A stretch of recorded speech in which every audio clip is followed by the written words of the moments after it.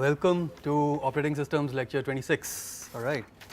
So today I'm going to talk about transactions. So you have seen locks as a way of providing atomicity, and transactions are another way of providing atomicity. Right? What is atomicity? Atomicity is that you want certain piece of code to appear indivisible. Right? It shouldn't be possible to interleave between instructions of that code, and that code is called a critical section, right? And we used locks to basically, we made an acquire before the critical section and made a release after the critical section, and we said that that will ensure atomicity. We also studied monitors. We said, locks are error prone. If there is a first class support in the language, then it becomes slightly easier for the programmer to reason about things. And monitors was basically something that was also providing atomicity, but internally monitors are also using locks, right? So internally the monitors are also basically using an implicit monitor lock to basically provide mutual exclusion, right? So how do the locks work?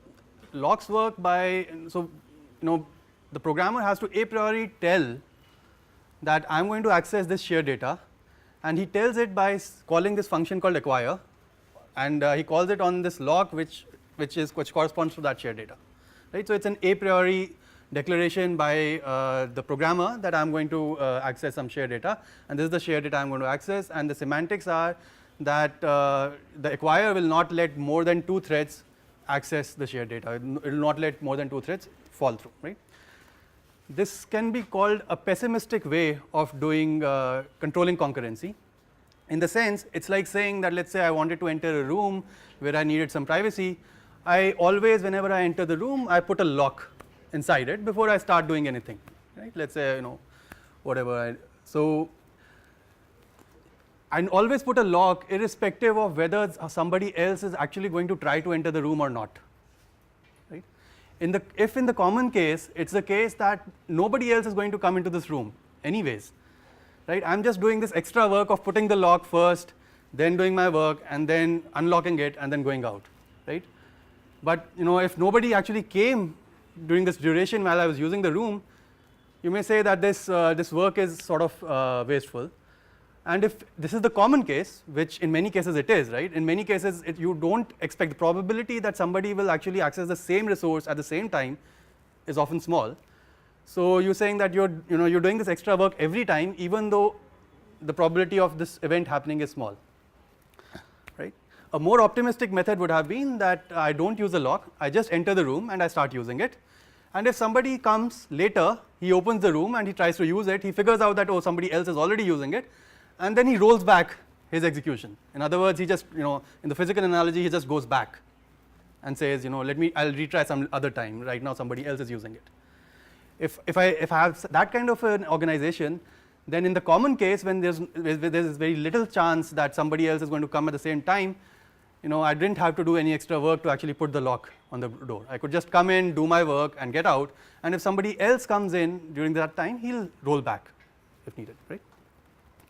This is more optimistic. I call this optimistic because I'm optimistic that the probability that there will be a collision or there will be a concurrency violation or atomicity violation is small, right? So it's more optimistic in that sense.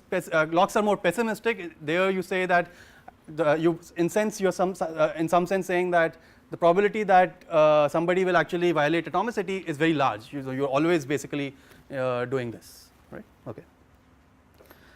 So in software, this act of actually coming into the room, checking if somebody else is using it, and if not, and rolling back, can be done by enclosing the code into a transaction, right? So this whole process of actually coming in and trying to do something and then figuring out that you have failed because somebody else is using it and going back can be done by enclosing this entire code inside what's called a transaction, right? All right. So let's look at some examples of what a transaction looks like. This running example that we've been using for transferring a unit of money from account A to account B, and here is the code which uses fine-grained locking to ensure atomicity of this particular function, right? And we have seen this before. So here's a mutex associated with A, there's a mutex associated with B, and you basically take both mutexes before you do anything, and then you release both the mutexes. Once again, this is a pessimistic. I call this pessimistic because the probability that there is another thread that will access one of these two accounts A and B is very small, right, at the same time, yet I am pessimistically taking these locks each time, right. Let us see how I would have written this in the transactional way, right. So, let us see, I would have done something like this. So, let us say void transfer from account A to B. I would declare two local variables AM and BM representing A's money and B's money, and I will use a do while loop to keep retrying. Let me write this code fully before we start discussing it. Tx begin will say that a transaction has begun. AM is a local variable which will read, called Tx read on A dot money, right, and let us say Bm is equal to Tx read B dot money, okay. And then, so what I have done is I have said that this is a transaction. The transaction will first read the value, shared values, so A dot money and B dot money are shared values, and I am reading those shared values into local variables, right. And then I am going to perform my operation on the local variables. For example, I will say if AM is greater than 0, then AM minus minus and BM plus plus, right, okay. And finally, I will try to commit the transaction, and in the commit, let us say I can give arguments which say write AM, the value AM to A dot money,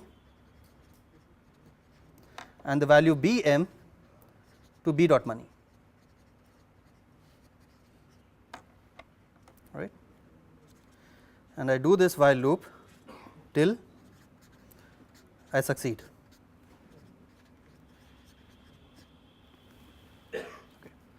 All right, so let us see what is happening. Firstly, I declared that whatever I am going to do next is a transaction.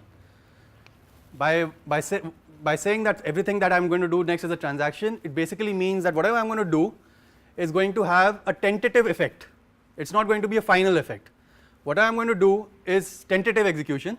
It is like I have opened the room and I am trying to enter it, but what I am doing is sort of tentative execution, and if I figure out that there is some collision, somebody else was using the same room at the same time, then I know where to go back. I go back to the begin point, right. So that is what the Tx begin is telling me, that here is a transaction, and whatever I am going to do from here on is all tentative execution, and it is going to be tentative execution till you commit it, right.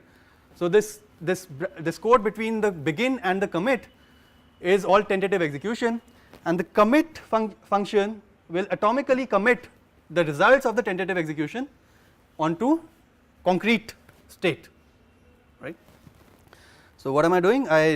So I started a transaction, then I said read the shared value into a local variable, read the shared value into local variable, perform some operation on the local variables, and then try to commit the new values of the local variables to the shared variables.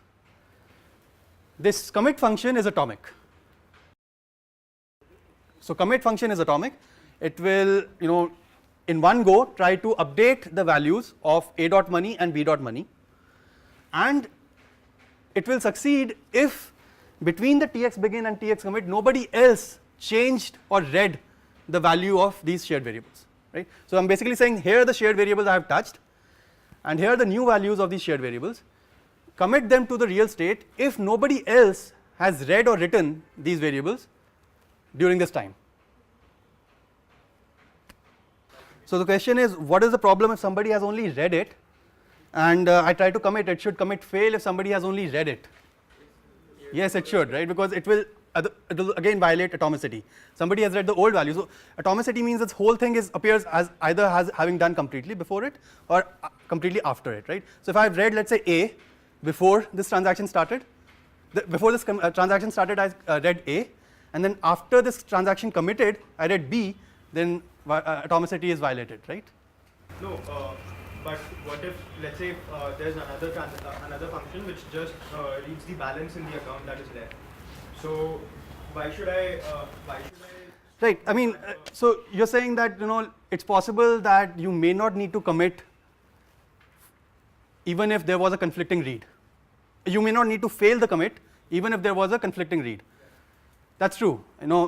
There may be some situations where that may be true, but in the general case, that's not true.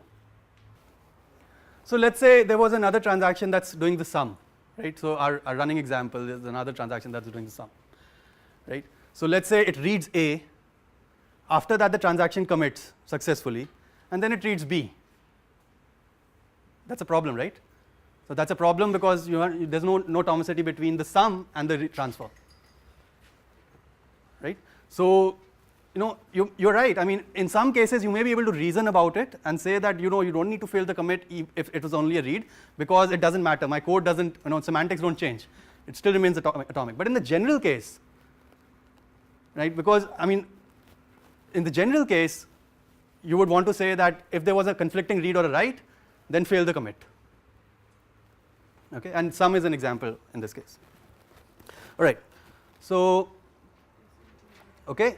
So it's going to commit it, it's going to try to commit it in an atomic way, and if it tries to commit it and it figures out there was a conflicting read and write in this area while I was executing in this area, then it will fail the commit, right? So how does it figure out this area? It just looks at it just looks at the time when the transaction was begun and between the commit. So if in this time there was a conflicting read or a write, it shows that there was a problem. You can optimize it further. You can say that if there was a read or write here, you maybe not care, etc. But so at the very high level, that's what it means, that you basically look at what are the conflicting, who are writing and reading what locations, and then the commit operation is going to check this atomically and then either succeed or fail. If it fails, then you just loop back and you retry the transaction, and you retry it afresh, completely afresh, right? You read new fresh values of A dot money and you retry it again. Yeah, there's a question. So do both the threads get a not success, or do one thread get success? Okay, so do both threads get not success, or does one thread get success? It depends on the semantics of your transactional memory system. Either are possible, but let's say both of them get not success. But if both of them do not get a success, then they can get stuck in this loop. Right. So depending on how you have implemented your transactional memory, it's possible you can implement semantics where one of them is guaranteed to succeed, which means there will always be progress, and a simpler implementation, a more efficient implementation may not even guarantee that. So it may say that it's possible that both of them fail, right? In which case both of them are going to roll back, and which has this problem of what's called a live lock, right? This is different from a deadlock, so it's called a live lock. And live lock basically means that here are two transactions that are continuously doing work, but none of them is actually making progress. In a deadlock, none of the threads are doing any work, and neither are they making progress. In a live lock, threads are actually doing work, yet they are not making any progress. So they just fall through, try to commit, both of them roll back, and so on, right? And so that's a really bad situation to have a live lock. But transactions are useful if you expect that concurrency is going to be rare, and so the probability of this live lock is very low, right? Okay. So all this sounds much more complicated perhaps than the locks. Yeah, question. Okay, whenever concurrency occurs, won't it always result in live lock? Well, I mean, not necessary. It's it's just a matter of what schedule happened, right? So in the first case, it may happen that none of them succeeded. In the second case, it may happen that one of them definitely succeeded. In general, the transactional memory system will have ways to tolerate a live lock. One is that one will always succeed. That's that's one way of doing it. The other is if there's a retry, then maybe have some delay in the middle. So there are multiple ways of making sure that live locks become less and less probable in the common case, right? But at least in any case, there's a lot of overhead to actually doing a rollback and retrying the whole thing again, right? So yes, you can prevent live locks in many ways. One is make sure that your transactional system is basically always making progress. At least one of them will successfully commit if there's a conflict, or you basically make sure that retries are serialized. The other way is that retries will always get serialized. So if you figure out that something has failed, then you try to serialize execution yourself. So those are all ways to do things. Make sure that live lock doesn't happen. Okay, yeah. So what is the advantage of such an implementation? I said that locks have this extra overhead of actually locking, and it would have been better if I had been more optimistic. But this looks even more complicated, right? Why is it more complicated, or why is it more expensive, I should say? Firstly, we have to roll back. But let's say rolling back is a very rare operation, because I started with the assumption that the probability of concurrent access to a shared resource is small. Right? So let's say the probability of a rollback is very rare, right? And that's true in many cases. That's true for the account example, the transfer example that we've taken, right? The bank account example. So anything else? Exactly. So you have to basically track what are the locations that have been read, what are the locations that have and accessed, and so on, and have to do this bookkeeping somewhere, right? And how do you do this bookkeeping? You basically for every memory access, for every memory location, and for every memory access, you have to store some data saying whether it was accessed or not, and these kind of things. And this seems very expensive. This seems much more expensive than actually taking just a lock, right? A lock just involved setting a bit to 0 or 1, right? So yes, it's expensive because you need to do extra bookkeeping about what memory locations are accessed. Transactions are, or what resources are accessed, I should say, instead of memory location, because memory location is one type of resource, but there could be other types of resources. Transactions are used widely in databases, or anything that involves disk accesses, right? File systems, for example. Why? Because it's easy. So each read operation in transactions that involve disk operations involves a disk access. A disk access or a disk block access. A disk access can only be done in granularity of a block, right? So you have to take you have to either read a block or write a block, and a disk access is very expensive, right? It's already milliseconds to access a disk, and so this extra bookkeeping information about which blocks have been accessed and which blocks have not been accessed is very small in comparison. It can be stored in memory, and it's very efficient to store this in memory. It's not a big deal, right? So transactions are very useful if the read operations or the access operations themselves are very expensive, right? Then this extra overhead of actually doing this bookkeeping becomes very small, relatively.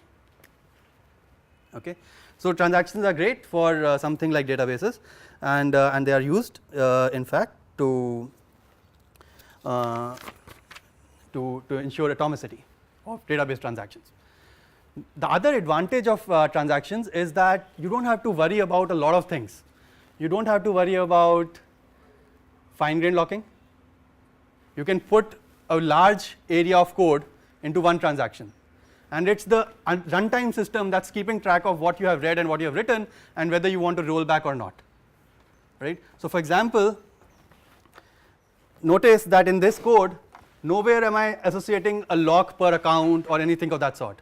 I've just put the entire transfer function within one transaction, and it's a runtime system that's figuring out whether this transfer and that transfer conflict or not, right? By comparing the read-write sets, what memory locations has he touched, or what resources has he touched and what resources has he touched, and just comparing it. And as the runtime system that's doing it, the job of the programmer becomes much simpler, right? So if he doesn't have to do fine-grained locking, he can put a transaction around the entire code. He doesn't have to worry about figuring out the right locks or placing them in the right place. He doesn't have to worry about deadlocks. That's a big win, right? Deadlocks, as we have discussed, is a big problem because firstly you have to have a global order on all the locks. That's often very difficult to get. You have to reason about what are all the locks that, and different areas of your code have different types of locks, etc., and all of them have to be in a global order. That's usually a difficult thing to do, and it also kills modularity, as we have seen before, right? It doesn't allow you to write your code in a modular fashion, because now you have to worry about what kind of locks is this he's going to take or he's going to take, etc., and what operations do I need to be atomic, etc., right? With transactions, anything that I need to be atomic, I just put a begin transaction and an end transaction around it, and we're done with it. Okay, so it's very useful in that sense, and that's one of the primary reason that transactions have actually been very successful in the database community or database world, because having to do locking in databases is actually very error prone. Apart from being expensive, the bigger problem with doing locking in databases is it's very error prone. You have to worry about what are all the let's say tables in your database, and whether you're taking the locks in the right order and things like that. On the other hand, you just put it in a transaction and the database system or the runtime system will figure it out for you. All right? Sir, Yes. so we said that commit is atomic, so for ensuring the atomicity, don't we require lock? Right. So how commit is implemented is another thing. So it really depends on your runtime system how you will implement commit. And the question is, don't I require locks to implement commit? You may or may not, depending on let's say you're implementing transactions on disk blocks. Yes, you require locks, but these locks are only in-memory locks, right? And more importantly, the critical section is very small of your lock. It's just about updating the memory right there, right? So, I mean, even if you require locks in the commit, it doesn't obviate the advantages of, or it doesn't reduce the advantages of transactions. What's the problem if it requires locks? Right? The programmer still doesn't have to worry about things, right? And for databases, it's still equally expensive or less expensive than using locks, right? Now the question is, do transactions make sense in operating systems? All right. So what's the difference between operating systems? In operating systems, these are likely to be memory accesses instead of disk block accesses, and so this business of actually doing the bookkeeping is actually doing the bookkeeping is likely to become more expensive than actually doing the access, right? Because you have to do a bookkeeping for every shared access that you're doing.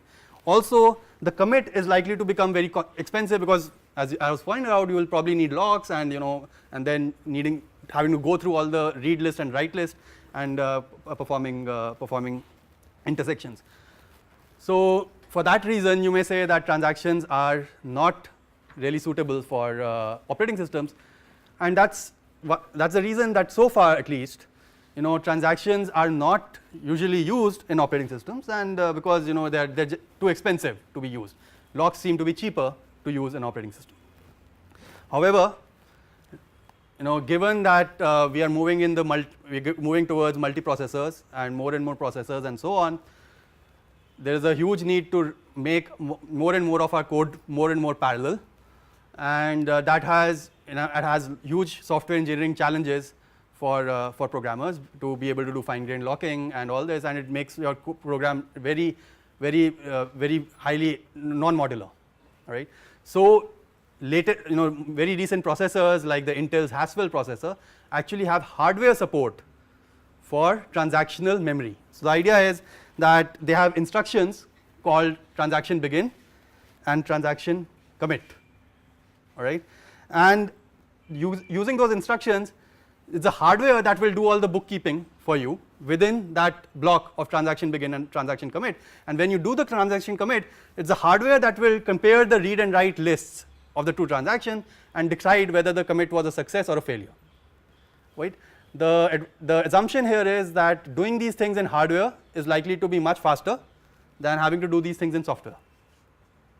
All right, and there is evidence to believe that at least for some number of processors it is advantageous to use transactional memory over locks, right? And so that's the reason that a lot of investment has gone from many companies, and one example is Intel's Haswell processor, which is actually being available today. All right. Okay.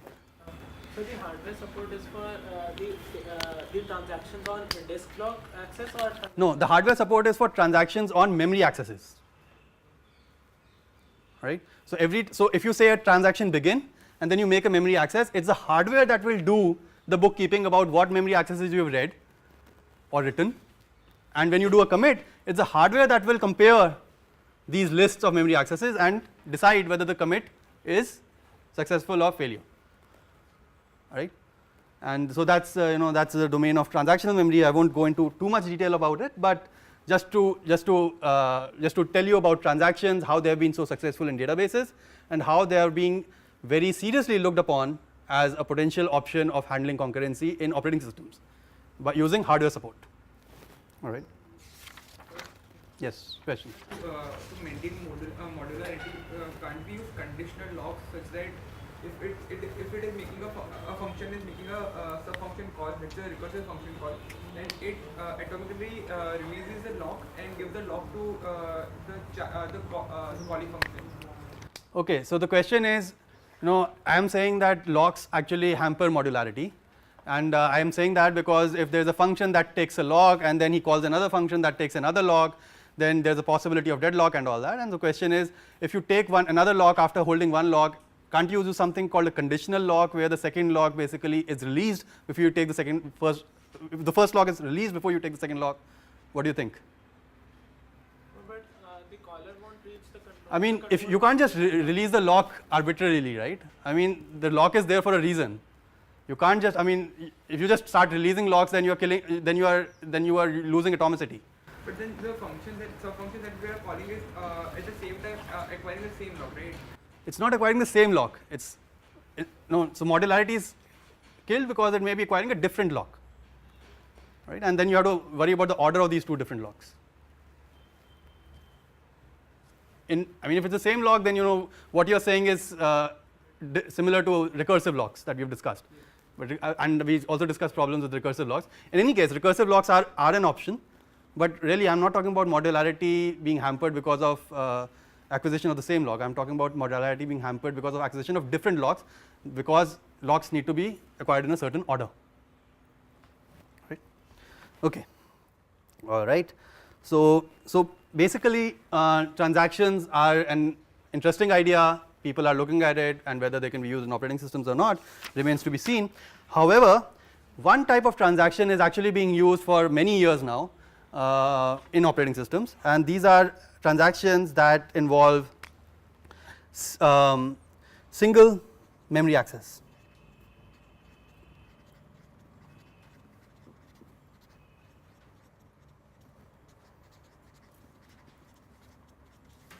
All right. So if you can write your code as a transaction such that it is going to access only one shared memory location, and then then the hardware has been providing support for a long time to implement such a single memory access transaction, and operating systems have been using it for a long time. Operating systems and in general concurrent programs have been using it for a long time to do this, and one common paradigm to do this is basically what's called a compare and swap instruction.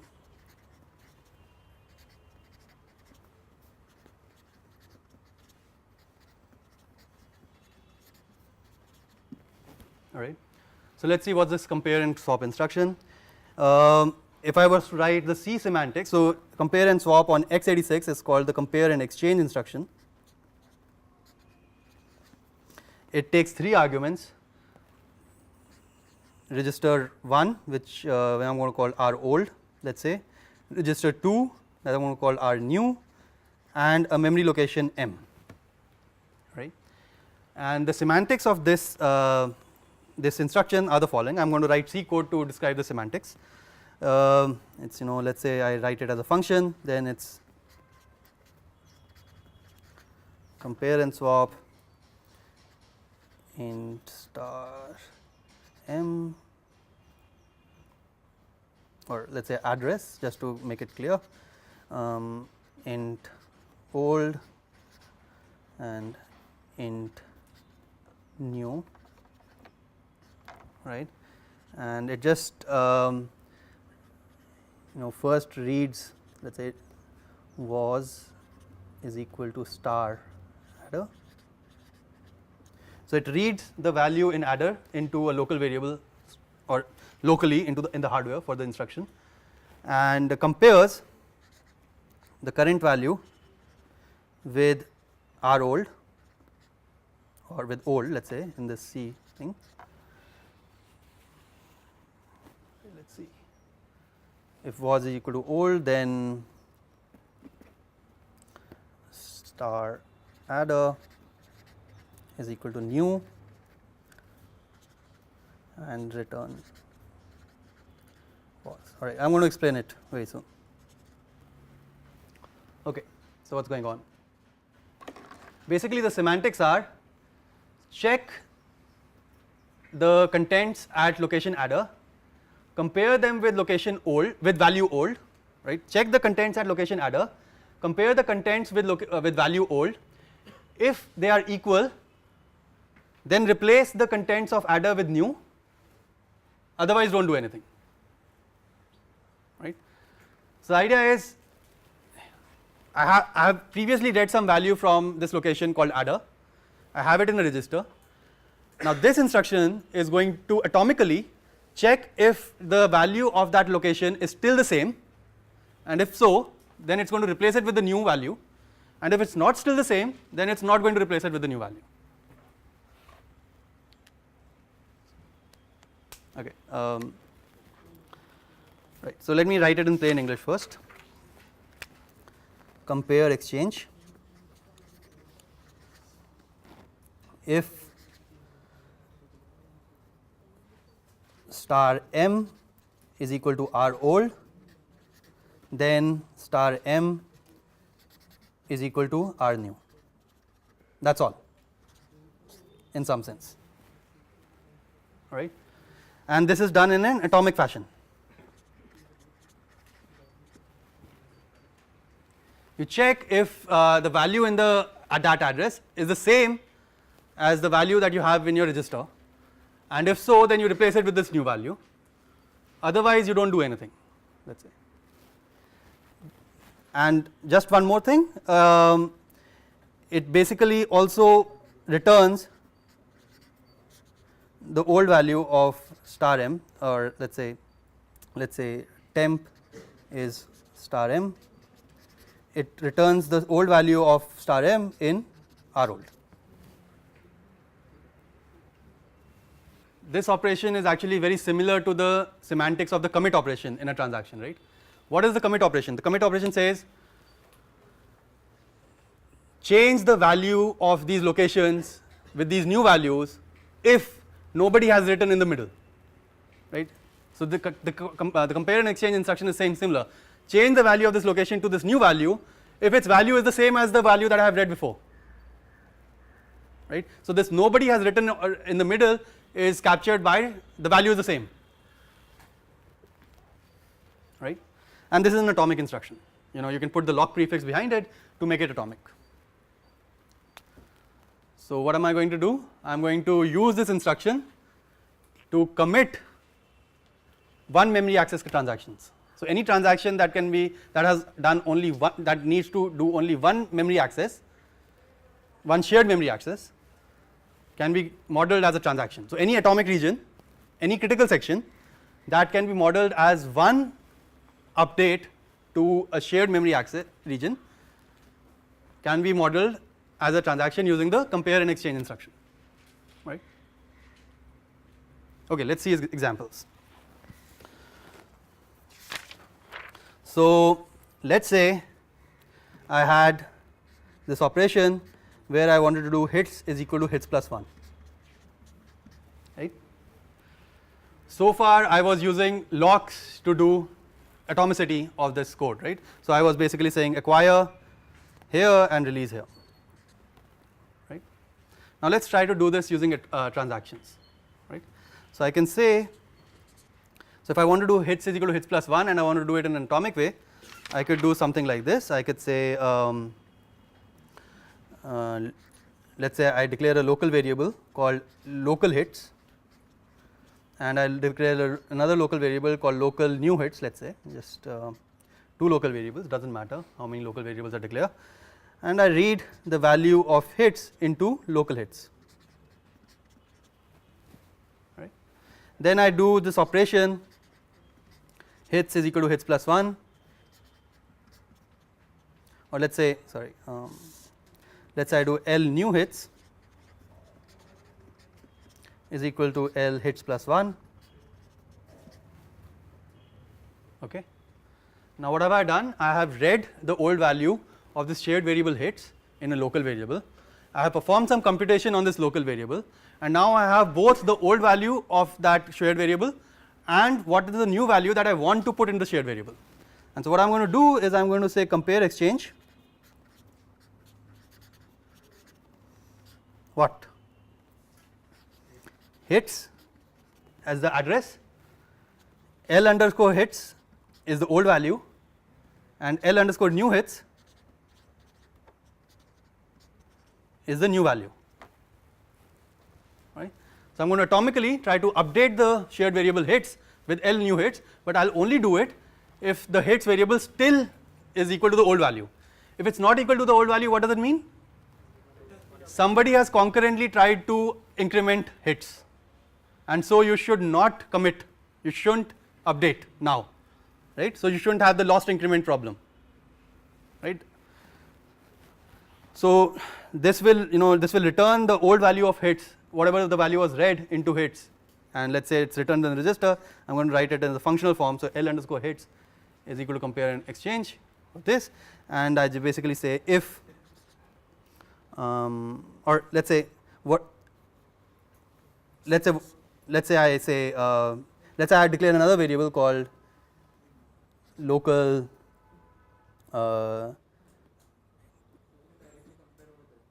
let us say local ABC, and I can't, so let us say I just say L underscore ABC is equal to compare exchange this. So this is going to return the value that was read by this atomic instruction, and recall that this entire operation of reading the value, comparing it and updating it is completely atomic, right. So I basically read the old value into LABC, and I say that if LABC is not equal to L underscore hits, then what do? Retry, right. So go to retry, right, and let us say retry is going to be where? Here,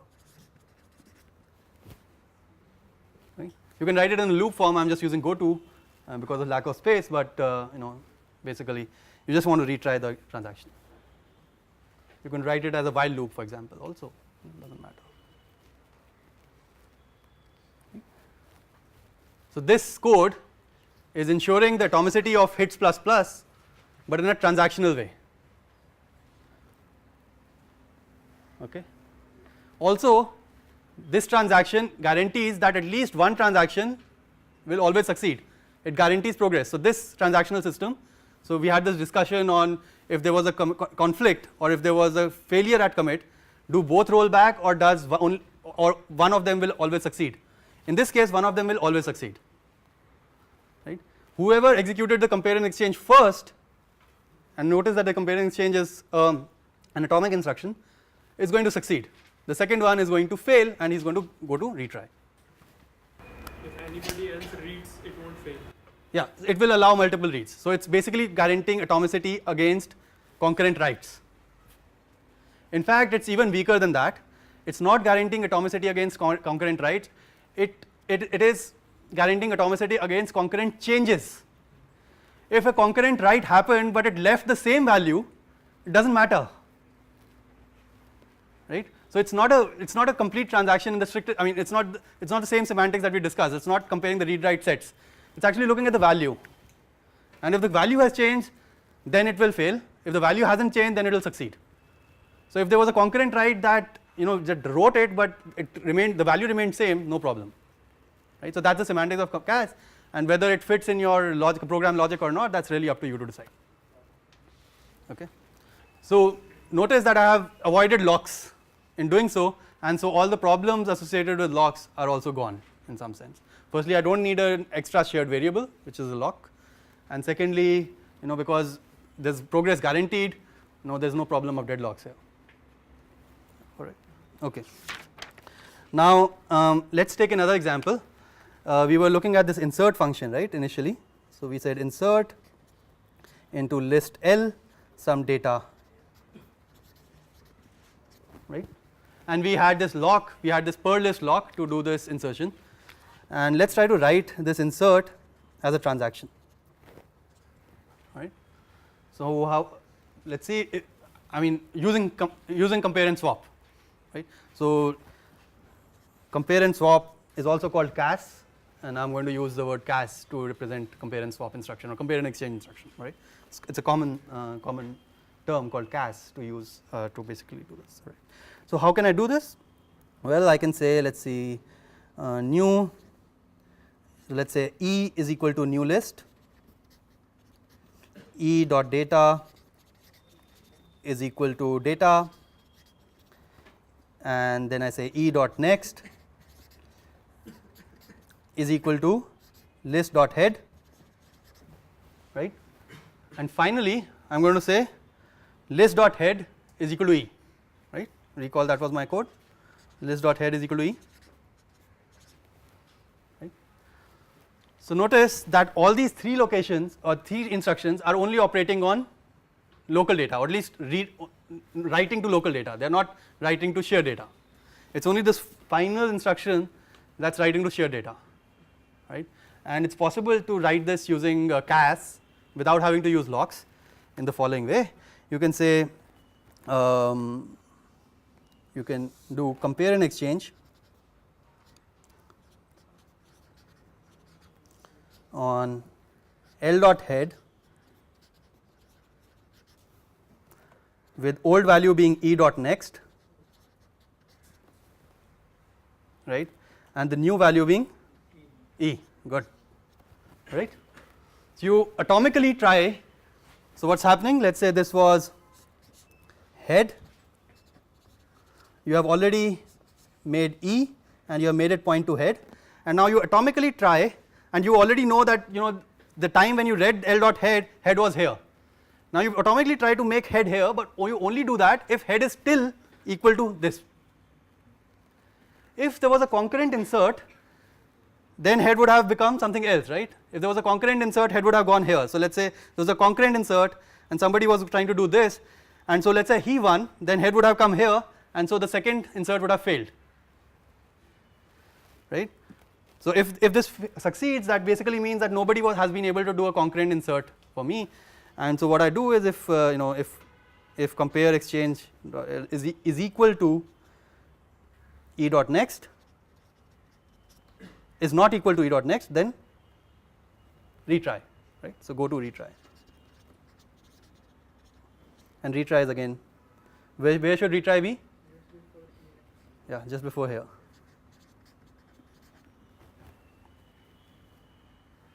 Right? Let me write it again. Void insert L data, E is equal to new, E dot data is equal to data, retry E dot next is equal to L dot head, L dot head, or now this is the tricky part. If CAS, instead of compare and exchange, I'll just use the word CAS. If CAS L dot head, actually address of L dot head, comma E dot next, comma E is not equal to E dot next, then go to retry.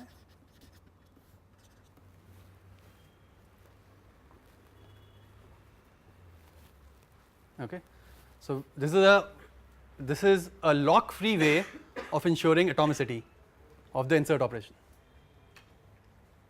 All right. So these are called lock free operations. This compare and swap kind of things are called lock free operations, and at the heart of it, it's really a transaction with a single memory location, right, with a different kind of semantics. It's not doing read write set intersections. It's actually looking at the value to decide whether there was a conflict or not. Okay. Finally, so any questions on transactions before I move to my next topic very briefly? All right, good. So finally, I would like to point out that there is something called a reader writer lock.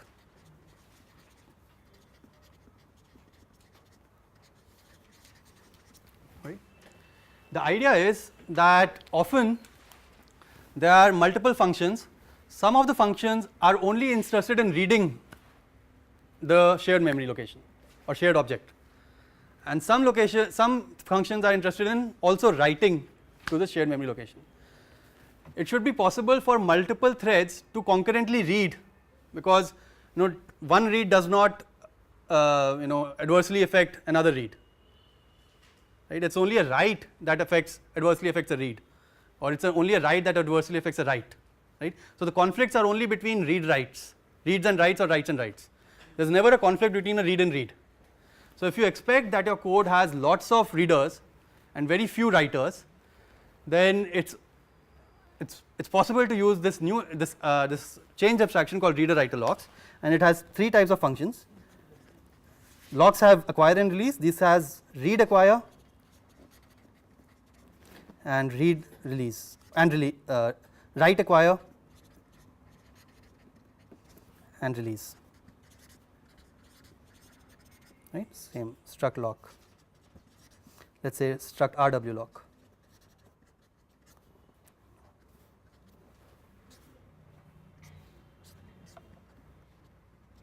Right.